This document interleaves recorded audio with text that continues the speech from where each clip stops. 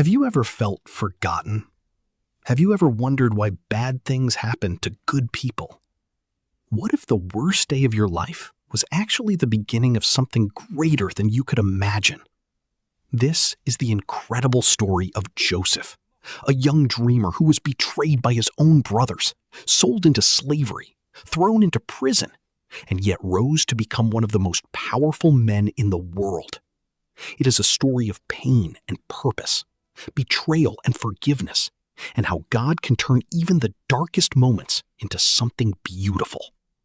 This is the story of Joseph, from pit to palace.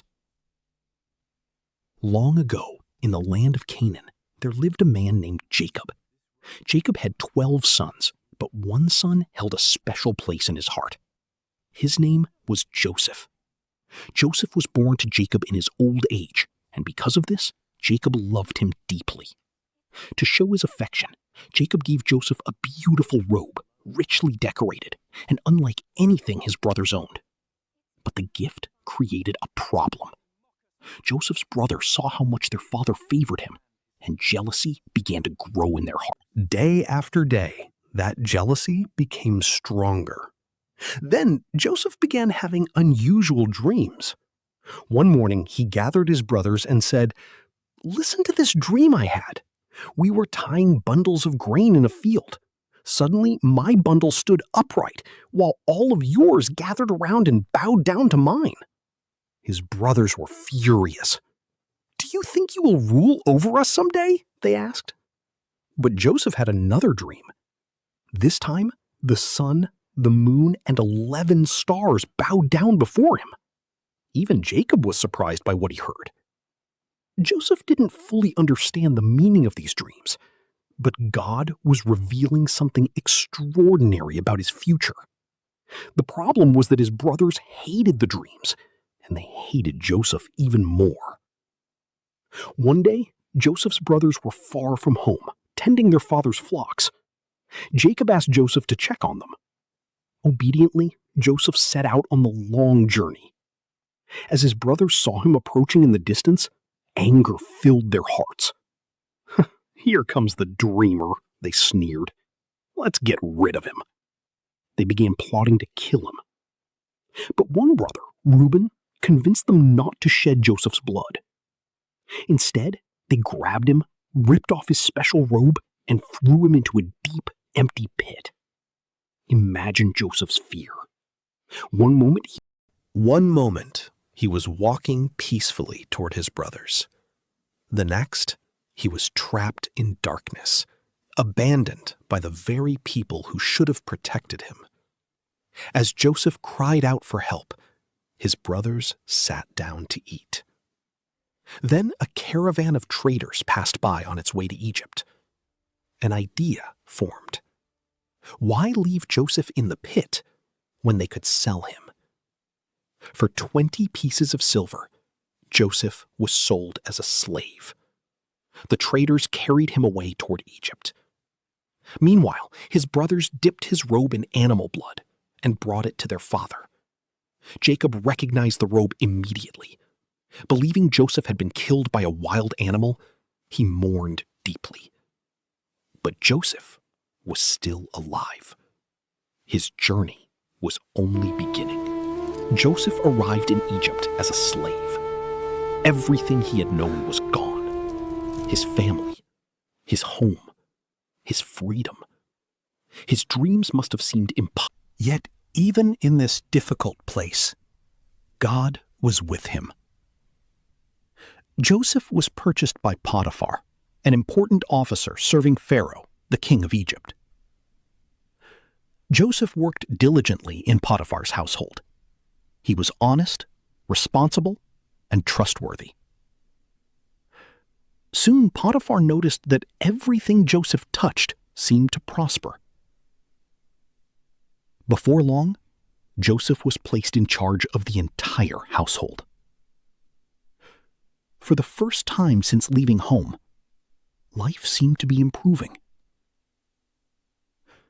But another trial was waiting. Potiphar's wife repeatedly tried to tempt Joseph into doing something wrong. Joseph refused. He chose integrity over convenience. Angry and rejected, she falsely accused him of a crime he did not commit.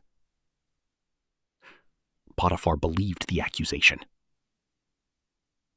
And once again, Joseph lost everything. Joseph sat behind prison walls, forgotten, alone, unjustly punished. Many people would have become bitter.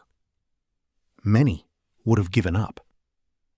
But Joseph remained faithful. Even in prison, God was with him. The prison warden soon noticed Joseph's character and placed him in charge of other prisoners. One day, 2 servants of Pharaoh were imprisoned there. Both men had troubling dreams. Joseph listened carefully. Then he explained that God could reveal the meaning of dreams. His interpretations proved correct. One servant was restored to Pharaoh's service. The other was executed. Before the restored servant left prison, Joseph made a request. "Please remember me when you return to Pharaoh." The servant promised, but he forgot. Days turned into months. Months turned into years. Joseph remained in prison, waiting, trusting, hoping. 2 years later, Pharaoh himself began having disturbing dreams. In one dream, 7 healthy cows were swallowed by 7 thin, starving cows. In another, 7 healthy heads of grain were consumed by 7 withered heads. No one in Egypt could explain what the dreams meant.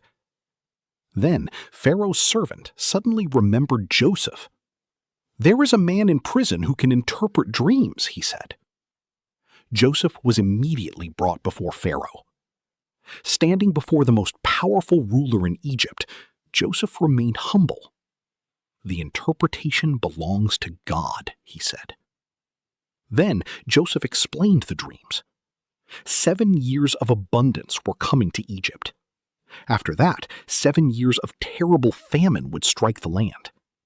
The dreams were a warning. God was giving Pharaoh time to prepare.